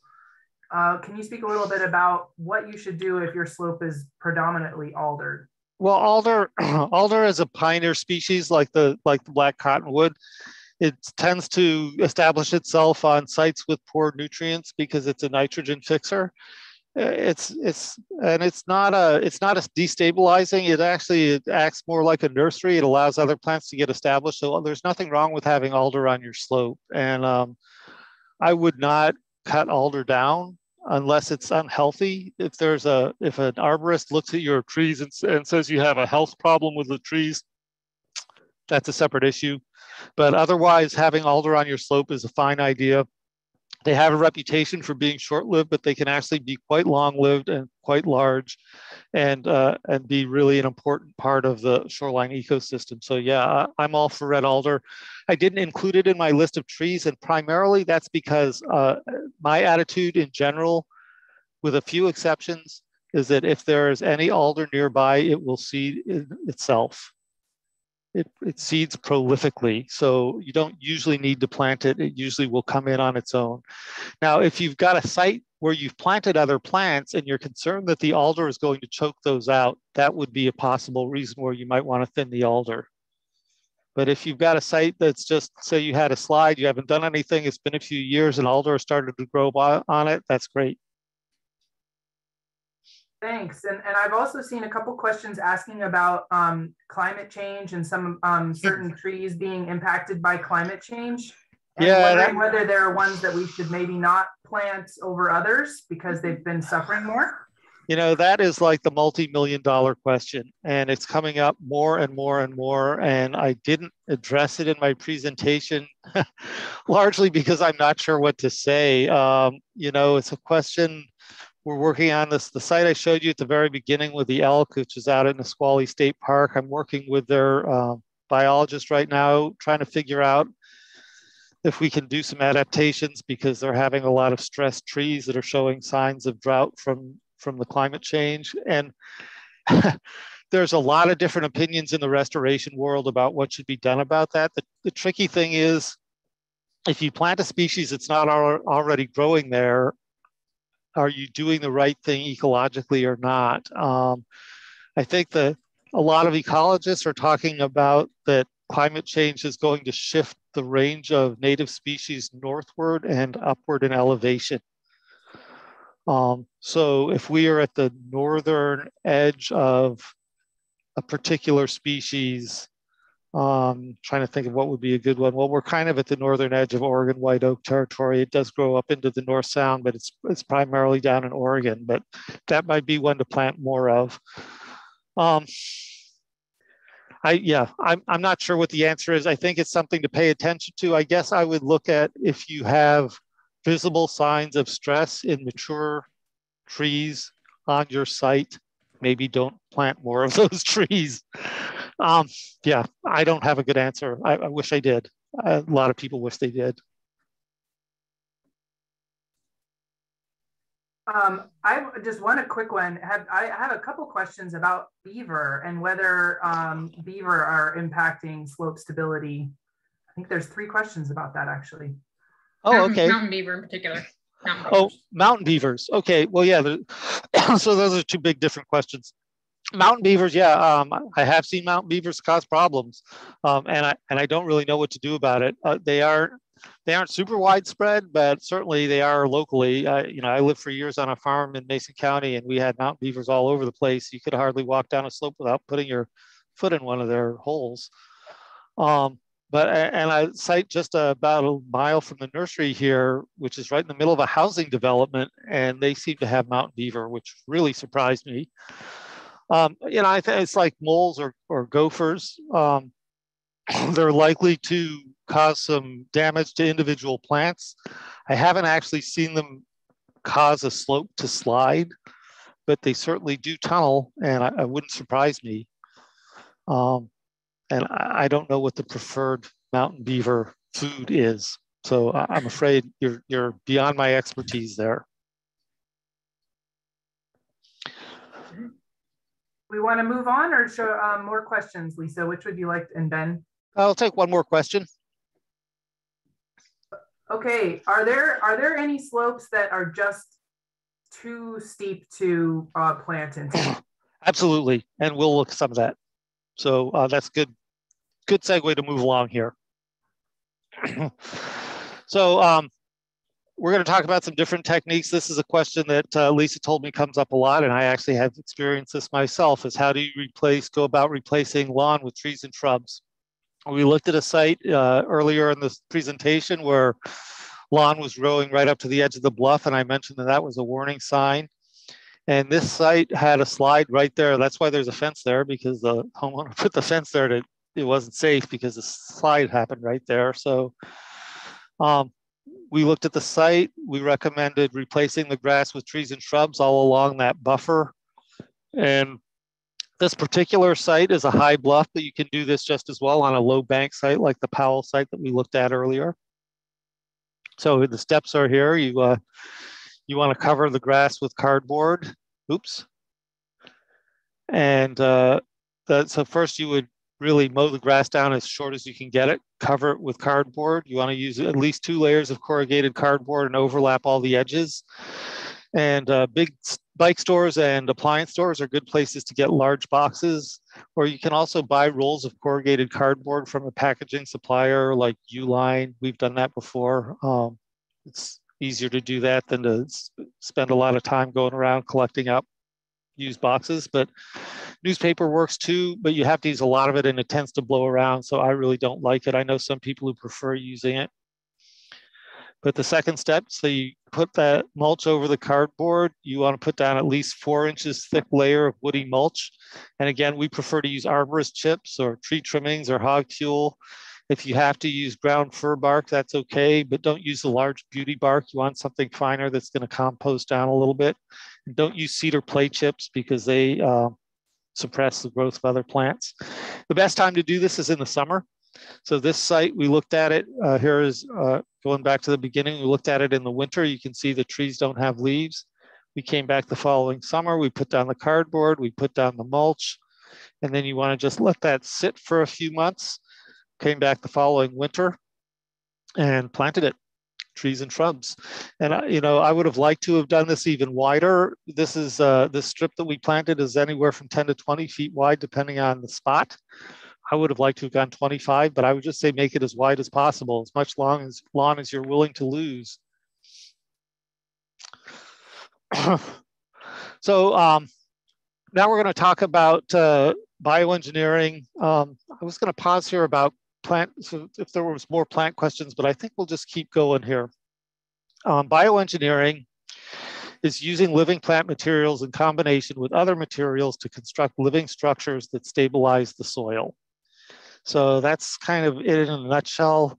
Plants provide the primary reinforcement. Bioengineered is also called soft solutions as opposed to stone and concrete, which are hard solutions. And some of the techniques include live staking and fascines and soil lifts, and we're going to walk through those. So these are live stakes. They are unrooted woody stem cuttings with the branches and leaves removed. We collect them when they're dormant. And so that's basically now we're collecting them anytime from now and through until early spring. They're perishable. They have to be used within a few weeks of being harvested. They're useful for stabilizing slide debris, for eroding bluffs, stream banks, all different sorts of uses. You store them cool and damp and out of direct sunlight. So you can see the burlap bags that we used to cover them with, and then we water those down every day to keep them moist here at the nursery and plant them within 1 to 2 weeks of harvest. And they may be wild harvested or nursery grown. The wild harvested ones are generally fresher. They should be planted within a few weeks, and pre-soaking them 1 to 4 days will improve the success rate. And there should be a link in the chat for more information on live stakes. So this shows you an example of a slide before live staking. And here's the same slide right after we live staked it. I know it looks very odd. These projects, when we're done, they look like some weird sort of animal trap or torture device. And it'll look like that for a couple of years before it really grows in. It'll look kind of odd. But so here are the steps for installing them. And this is something I want to emphasize. This is something that anyone can do. You know, if you're reasonably healthy, it's not complicated. There are just a few things you need to know. And the first one is to put the bottom end down. And I know you're going to laugh, but they don't grow if you put them in upside down. And going back to that, well, we'll come back to it. When we harvest them, and when most people harvest them, they cut the bottom end with an angle and the top end flat. And that way you know which end goes down. You want to plant them as deep as possible, and you want the bottom end to be down into the saturated soil, ideally. Now, you may be able to pound them into the ground in really soft soil, like in a muck soil next to a creek or something. But in most of the soils, you're going to need to make a pilot hole first. So this person who's working on our crew is using a tool that we have custom made at a local welding shop. But really, a piece of rebar or any type of metal rod works, or a dibble bar or a rock bar, anything you can make a little hole. So then you pound it in with a hammer. You prune off the damaged ends, and you want to install them close together. This particular orange hammer is called a dead blow hammer. It's a masonry tool. Some of you may be familiar with them. You can get them at Ace Hardware. You can get them at Home Depot, or you can get them really cheap at Harbor Freight. But what they are is it's a hollow plastic hammer that's filled with lead shot. And so every time you take a swing with that thing, it kind of has a little extra oomph. The momentum of the shot inside that hammer kind of helps pound that stake in without damaging the ends of the live stakes too much. And if they are damaged, you just prune off the damaged ends. And this shows you a site that's actually me up there on the right in the blue shirt on the rope. I don't do this stuff myself anymore. But this shows you all we did for this site was live stake it. And you can see the bundles of live stakes lying in the middle of the slope. The slope was it was raining and it was unraveling while we were working on it. It was kind of crazy, but we got the live stakes in, and 3 years later, that's what it looked like. And some of those are willows that are growing really fast, but there's also a lot of seeding that's come in on its own, and that's okay. Sometimes when I'll look at these sites, people will say, oh, well, those live stakes didn't work. It's all alders or it's all whatever. And really, if the live stakes stop the soil moving, that allows other plants to come in and it encourages natural revegetation, and that's a success. So one step up from that are fascines. Fascines are cylindrical bundles of live woody stems and branches. They still have the branches attached to them. They're useful for gully erosion. They're really useful in loose soil, sandy soil. They're perishable. They get custom collected for each project, and we store them again, cool and damp and out of direct sunlight, and plant them within a few weeks of harvest. They're tied together with twine. We use coir twine or jute. Coir is coconut fiber. It's real tough stuff. And you can also store these in a stream if you're working on a stream, and they'll sort of hydrate themselves. But they're really useful for large slides and gullies and loose soil. This is a site in Seebeck, and huge slide that we just put a lot of fascines onto. They're also useful in stream banks. You see them used a lot along the toe of the stream. And then here's how you install them. And again, this is not that difficult. It's something that anyone can do. This is a project on a stream right here in Olympia where we removed a road crossing and restored the stream banks. And what you want to do is you install them on contour. You dig a shallow trench and you pile the soil up on top. You want to place the fascines in there end to end and overlap them to eliminate gaps. And once you get them in place, you drive a stake in every 3 or 4 feet. You can use plain wooden stakes or you can use live stakes. If you want really extra stability, you can use tapered wooden stakes and pound them right through the middle of the fascine. And then you just backfill the fascine so that it's about 2/3 buried and they're still a little bit exposed on the top. And these will just grow up into a long living hedge. So this is that same site after all the fascines have been installed. You can see we also put jute netting down in between, and there's straw on here. This was kind of a massive, real conservative approach. And that's just because it was a very sensitive site. There's a salmon bearing stream at the bottom where we put salmon spawning gravels in. And then there's literally, like, right next to the mouth, just a few yards from this is a salt marsh. So there was a lot of concern. It was a salmon grant funded project. But typically you put these in 4 to 6 feet apart if it's very loose soil. Otherwise, maybe more like 8 to 12 feet apart, like on that big slide I showed you. And the sort of rule of thumb we use is if you stand on one fascine, then you dig the next trench in at about shoulder height. And that'll usually give you about 8 to 10 foot spacing, something like that, as measured on the slope itself. So this is that same site 2 years later. And you can see there's no bare soil left. Same technique here was used to deal with the rill and gully erosion. This is that site in Seebeck. It's about 280 foot tall slide, about 50 to 75 feet wide. And you can see in the center there, you can see all the little rills and gullies forming. And so we installed fascines all across those, and you can see them sprouting up. That's just 1 year later. And the nice thing about using fascines in a site like this, if you've got a lot of gullying going on, is that it catches the soil, it prevents it from continuing to unravel. And so those gullies fill themselves in over time.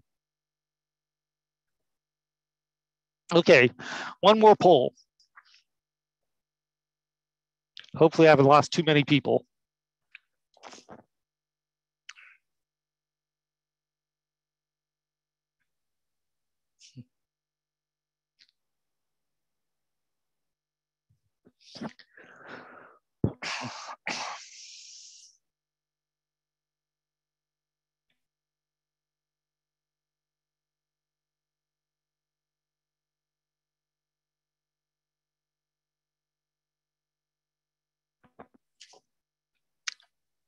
Hey, Ben, while you're waiting for those to come in, I've had a lot of people asking about salal. I'm not sure if you've had a chance to talk about salal and when it's beneficial and when it's not. Okay.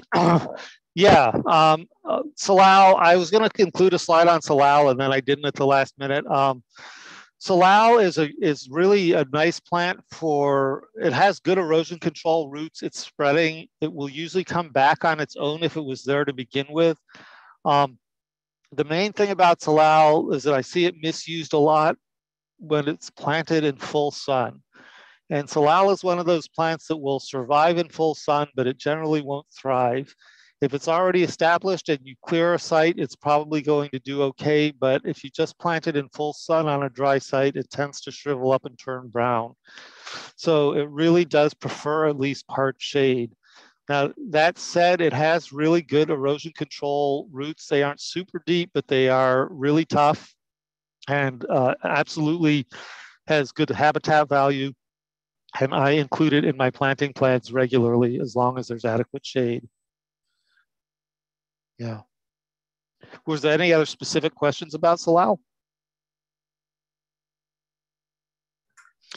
I don't think so. I think Okay. that was it. Yeah. All right. Well, so we have our poll here, and I see 88% of you said that willows are used for live staking, which is correct. And red osier dogwood, 34%, is also used for live staking.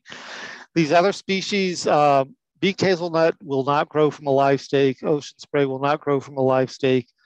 Nootka rose, I've heard of roses being specified, but I have never seen them actually work. So there you have it. Hey, Ben, just a quick question if we have a moment regarding the willows and willow stakes. Yeah. As far as like planting willow stakes into like a sandy slope, is that something that you would recommend, or is there a certain soil type that you think they thrive in more so?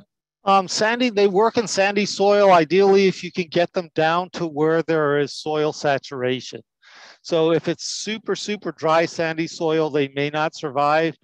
But that said, even this, just putting the live stake into the slope helps stabilize it. In fact, there's a group down in Portland that developed a technique that they call dead staking. They just, for loose soils, they'll just use dead stakes in a triangular pattern on a grid, pounded into the slope.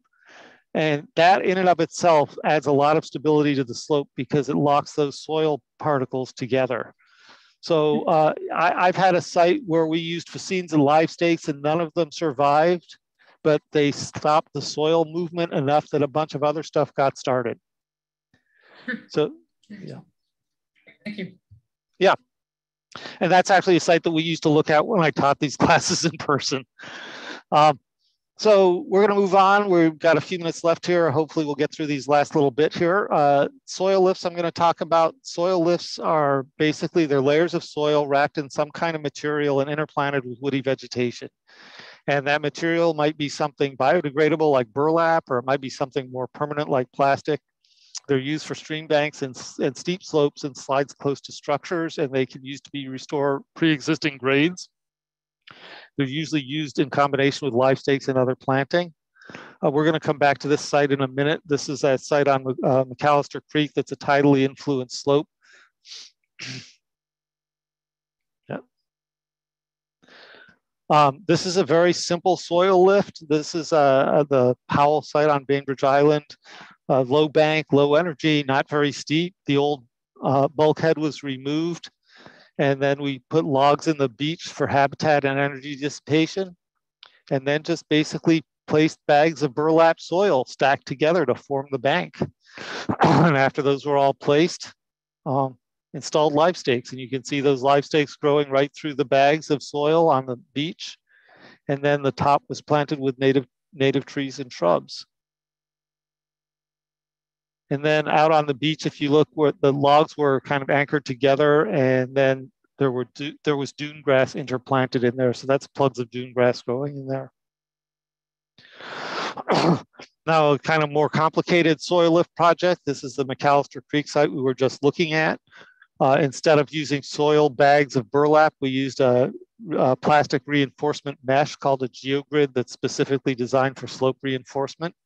It's intended to stay in place permanently. The site had limited access and it sits on a salmon stream, and the underlying soil is a lahar, which is a volcanic mud flow. So there's nothing solid for like 100 feet down. So there's no way to use more of a hard solution here. And I'll walk you through the basic kind of construction sequence. So first thing is to just get the water diverted away and put the sediment fabric in. And then you'd want to dig down to at least the bottom of the stream channel depth and kind of dig a level bench to build up from. And there we're installing temporary forms. These are kind of like concrete forms, so we just pull them out when we're done and reuse them. This is the geotextile that we use to reinforce it with, and that's just cut into sections and brought down to the slope. And the geogrid is laid out on the slope. You can see it is kind of draped over the form. And then in this case, we put a sediment fabric on there as well because we were concerned about the soil particles washing out. And that's mainly because this particular site, this bank, the tide goes up and down 8 feet on this bank twice a day. So had a lot of inundation. But then we just backfill it with some good sandy soil and compact it down to help prevent voids and settling. And once you get that done, you install you wrap that vegetated geogrid over the top again and staple it down into the back of the bank. And then you just lay your willow cuttings over the top. We zigzag them in this case. You don't have to. Not sure why we did that, but and then spread some topsoil over the cuttings to help get them rooting. And then you just start all over again. So you put on the forms and you build up the next layer and you repeat. And then pretty soon you get up to the top. You remove the forms, put some topsoil over the top and seed and mulch and plant shrubs and trees. Ground covers if you want to. In this case, we had a lot of bare dirt and the stream is right there. So I think we did put an erosion control seed mix on there. This is what it looked like before. You can see the bank is rapidly sloughing off into the creek and after with the tide coming in. And then this is what it looked like 2 years later. And we weren't sure exactly how deep those willows were going to grow because of this bank being so tidally influenced. So we just went ahead and put willows in between every single soil lift. And as it turned out, the lower ones didn't really grow because they were just too deep into the tidal section. But the upper soil lifts, all of those willows grew. And the homeowners now just prune them for the view. So the last technique I'm going to cover is called brow reshaping. And you want to get rid of that overhanging lip if you can, because it's a source of constant erosion. It can't be planted into. And this kind of just shows you the over where you need to cut it back. And the idea is to get it cut back to an angle where you can actually plant into it, because otherwise it's too steep to plant. You had that question come up earlier. So this is overhanging is definitely too steep to plant. The basic steps are you just cut the edge back of the slope, just shovel work and maybe a chainsaw, and get it back to about 45 degrees, cover it with jute netting and plant. And so there's the top of the slope. On the right, you can kind of see the profile of where it was before we cut it back. And here it is, it's been freshly regraded. This is the one spot where we do frequently use erosion control fabric. And that's just because you have that bare exposed edge and you really want to make sure that soil stays in place long enough to get plants established. And then it's planted immediately. Live stakes are put right through the jute netting. And then the top gets mulched and planted. This was planted, you can see snowberries kind of planted all along the edge, a couple feet from the back or from the edge. And we could also put live stakes of snowberry in along the edges there. Let's make them really close together for insurance. So real quickly, I want to kind of show you the anatomy of a bluff slide, and this kind of puts together several of the different techniques that we were talking about. At the top of the slide, there's an undercut tree stump. Maybe cutting the tree down contributed to the slide, I don't know. There's an overhanging brow that's still there. That would be a good place for brow reshaping and the jute and mulch treatment. There's a steep to vertical scarp, and this is again a section that's just going to be too steep to plant, and this occurs naturally on bluffs all over Puget Sound. There are just some sections that you're never going to get anything growing in. So really what you focus on is getting established vegetation at the top and at the bottom. And so there's gullies starting to form there, might be a good place for some fascines. And then this big loose debris pile at the base, which would all be a good candidate for live staking. And there may be some spots where a bench kind of forms along that top of that debris pile, and you can put in some container plants with some trees and shrubs. So this shows you the reshaped brow after the summer after planting, and everything is starting to grow up in there. And the lower slopes have live stakes, and I'm not sure why we didn't put fascines in the gully there. I probably would do that if I was doing it again now.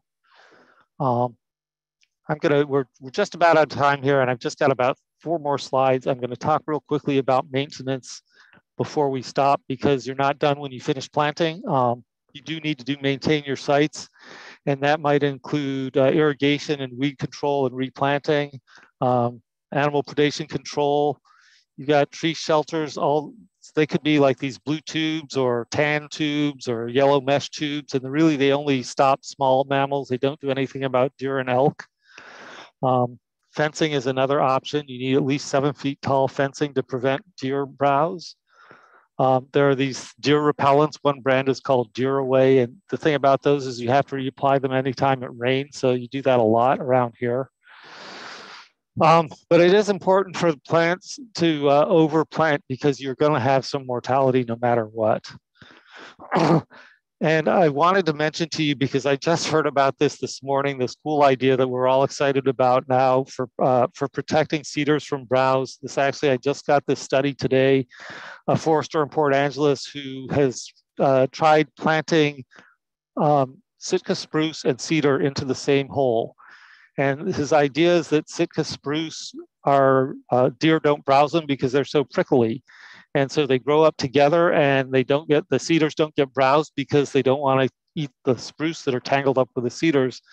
And what he found was that it worked really well. And after about 7 years, the trees are big enough that they no longer need the browse protection. And so if you really just want the cedar, you can cut down the Sitka spruce. But I thought that was a really cool idea, so I want to share it with you. The Skagit River System Cooperative is using that same method. Yeah? Yeah. Cool. Yeah, it's very cool. So I just want to show you quickly what inadequate soil moisture can do. This is a southwest facing slope we planted in 1996.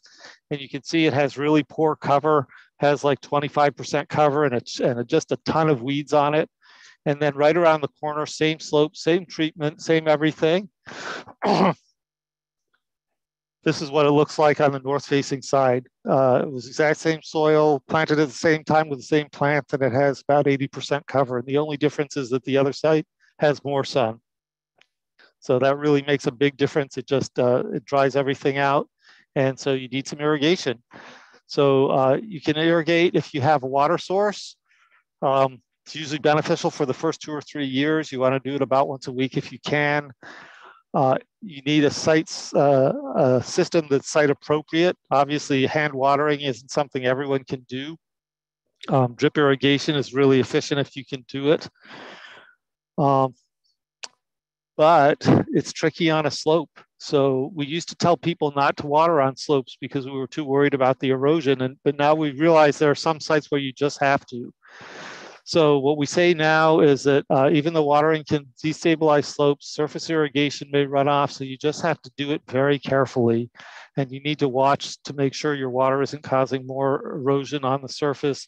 Best to water by hand and go really slow. Use a rainwater type sprinkler.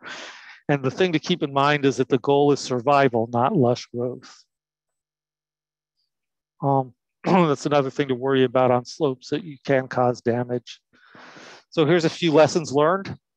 Plants die from lack of moisture. This is a live stake that started to grow roots and then it died because it dried out too quick. Weeds overrun the site due to lack of maintenance. Bad species selection may, if they aren't appropriate to the site. Site assessment misses critical details, and that could sometimes be like off-site impacts, like you didn't see the weed source that was right next to the site. Also, plants suffer from poor quality installation. And, you know, as someone who does a lot of plant installation, I've made just about every mistake that can be made. So we try to learn from our mistakes. And we're just about out of time here. I'm 5 minutes over, but I hope that was useful information. And I want to thank everyone for coming. And if there are any other questions, I'm willing to stick around for a few more minutes and answer a few more questions. And otherwise, I just really want to thank you for sharing your evening with me, and enjoy the rest of your evening. Yeah, thank you so much, Ben. This has been amazing. And I think, you know, if we can get a couple more questions answered, that'd be great. Before I turn it back over to you and ask a couple specific questions, just want to remind everybody, I know that somehow the links that I was adding in for site visit requests wasn't necessarily working, as well as links to our website, but information is on the registration information that you used. But just remember, shore-friendly programs can help you to get initial assessments for your vegetation, assessments about your slopes, slope stability and erosion. as well as additional assistance to help you possibly get design work done and cost shares for actually implementing your projects. So yeah, again, we want to thank you and thank all of our partners, Ben, as well as up here in the North Sound, our partners with the Swinomish tribe. Katie's been rapidly answering your questions today. Also partnered with San Juan, our friends of the San Juans, as well as the Island County Shore Friendly Program too. Ben, I've got one specific question, just backing up to what you were talking about with watering. Sure. We certainly encourage people to plant, put their plants in, and in the late fall, as well as maybe late winter into early spring, when they're still going to get a significant amount of rainfall.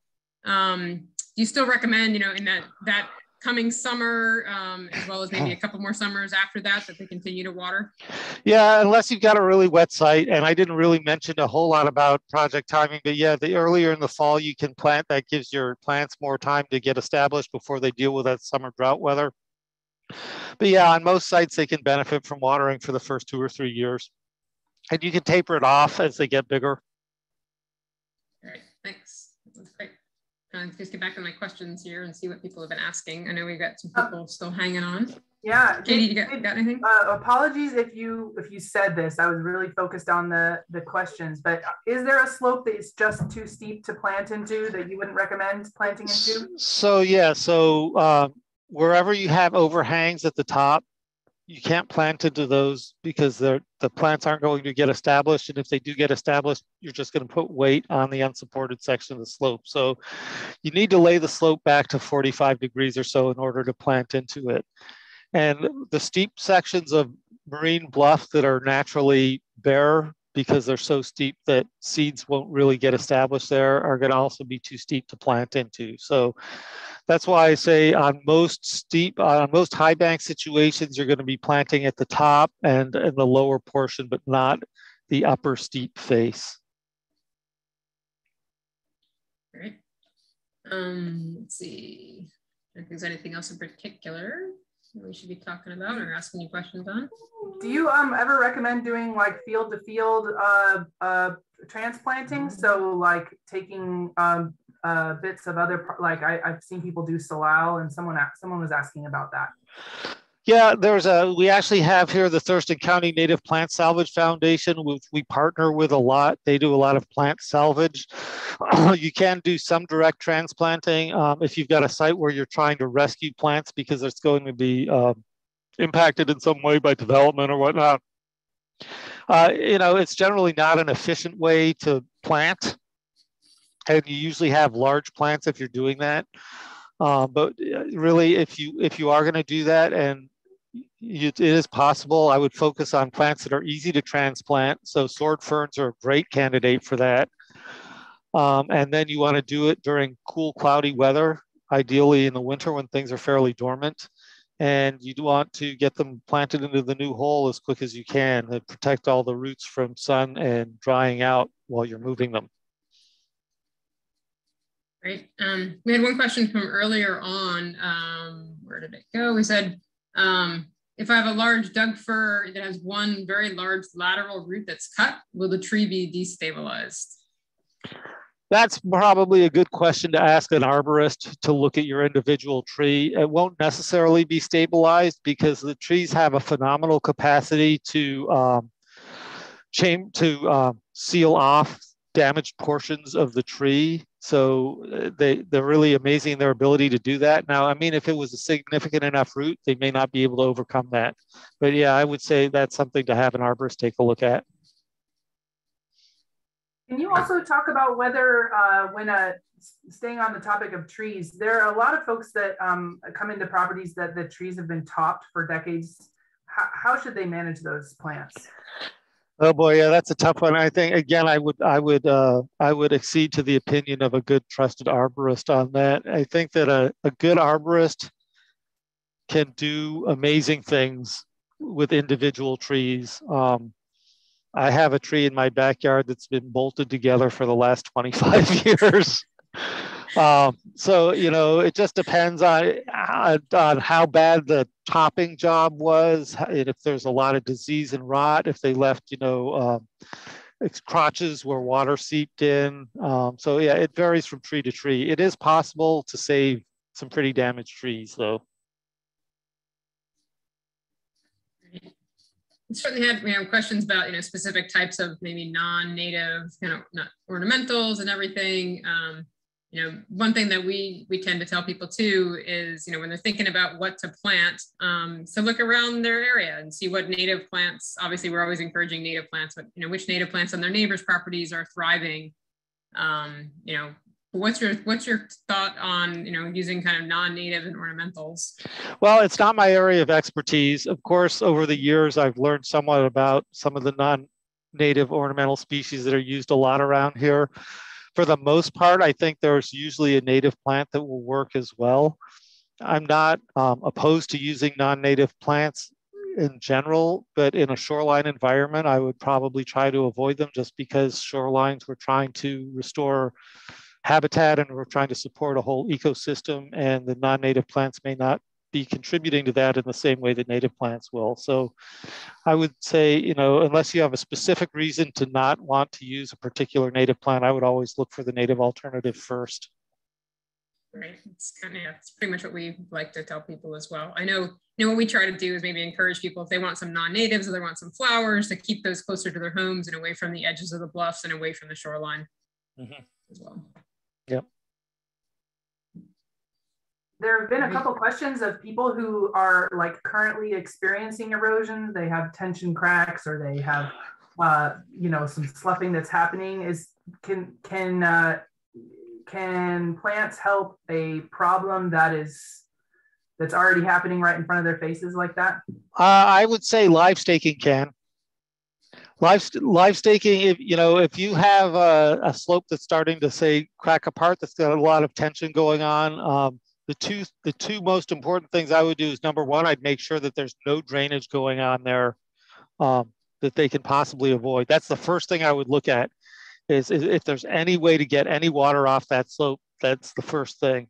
But then, yeah, live staking can hold the slope together even before the roots are there, and it's inexpensive. It's easy to do. So if it works, great. If it doesn't work, you haven't really lost anything, and you've just basically added some sticks to the beach. What are your thoughts? I know you were talking about, kind of that little bit of the resloping at the top. We had some questions about, how close to the edge of the bluff crest should somebody consider planting? Well, I think you can plant right up to the crest if you have a low enough angle to establish the plants into. So, if you've reshaped that, if you've cut that lip off, you can plant right up to that edge. But I wouldn't plant beyond, you certainly don't want to be planting over the overhanging lip. And in fact, I would probably stay, maybe a foot or two behind that if you can't reshape it. Because the problem with those lips, the overhanging brow, is that when they fall off, they tend to leave a chunk and then they make another vertical face. So they don't fall off into a nice angle like this that you can plant into. They fall off and they leave a bowl shape. And so you still can't plant right into that. And then the next piece falls off and that sort of steep edge or overhanging edge just travels on and on up the slope. So it's really important to get that edge laid back to where you can actually plant into it. But if you can get it back to 45, 50 degrees, something like that, then you can plant right up to the edge. Do you recommend people use maybe smaller, use those plugs or use yes. Kind of bare roots when you're doing that? Yep. Great. Thanks. Is it okay for, well, I guess I'll just read the question right off. Does it further destabilize an eroding slope to be on it during the rain? I recommend people to plant during these wetter seasons. Yeah,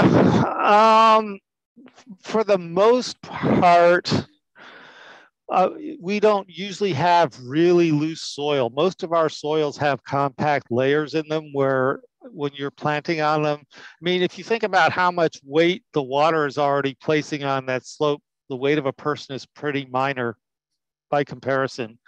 Now, and I showed you that one slide that I was on a rope, and that was actually eroding while we were working on it. Water was running down it, and it was washing down rocks and sand as we were working on it. And I'm sure walking around on it contributed to that to a certain extent. But on the other hand, the planting that we did overall stabilized the slope. So I think that it's better to get on it and work. But, you know, you have to use common sense. I wouldn't stand on top of an eroding bank with tension cracks on it that's obviously moving and expect my weight to not have some effect on it. Good point. Katie, anything else you think we should be touching on before we maybe close it out for the night? I think that's, there's been a couple people that have asked about good plants for steep, sandy, south-facing slopes. Steep, sandy, south-facing slopes. Well, snowberry. Snowberry's a good one. Probably I would consider using ocean spray. Again, the big thing with a site like that is you're probably going to have to do some watering, no matter what. But those sort of the real tough drought-resistant species, snowberry's right at the top of that list. Yeah. Great. Somebody just mentioned evergreen huckleberry as a plant. Evergreen huckleberry, yeah, and it's. I mean, I could have mentioned a lot of different plants. Evergreen huckleberry is another one we use in our shoreline buffer planting plans quite a bit. It's a little bit slower growing, so it makes it a little bit less useful for establishing quick cover. It also tends to be. It does sometimes it grows in full sun, but it likes a little bit more shade cover. But yeah, it's a good one. I like it. It's delicious. Exactly. Before we let you go, can you just talk maybe real quick about maybe thinking about like kind of zones of plants when we're talking about more of our lower bank and no bank sites? Just touch on it. We can obviously direct other resources. So I mean, on a low bank site, you're probably going to have more of an herbaceous sort of fringe to the back of the dune, or the back of the beach area. That would be a spot where you might consider putting things like dune grass and coastal strawberry. Typically, you're going to have a more of a deciduous shrub zone behind that, where you see willows growing and maybe wax myrtle if you're out on the coast, or it kind of depends a lot on how low of a low bank you've got. But typically you sort of see a zonation from herbaceous species and the graminoids, grasses, and maybe some other emergent plants, and then low shrubs, and then deciduous shrubs and trees, and then conifers as you move up the slope. Great, thanks. Somebody said, is Scotch broom a problem? Yes. Yes. I was just typing, actually. I've answered that a couple times.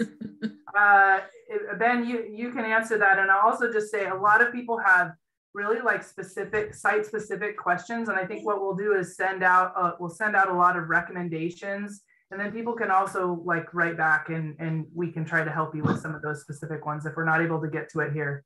Yeah, I think, you're hopefully going to get some people requesting site visits from that, and that should be probably the place, the proper forum for those questions.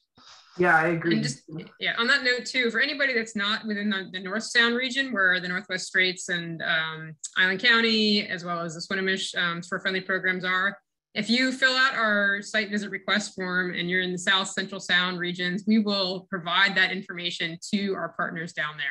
So don't hesitate to ask for those resources, and we will make sure that the information gets to the proper places.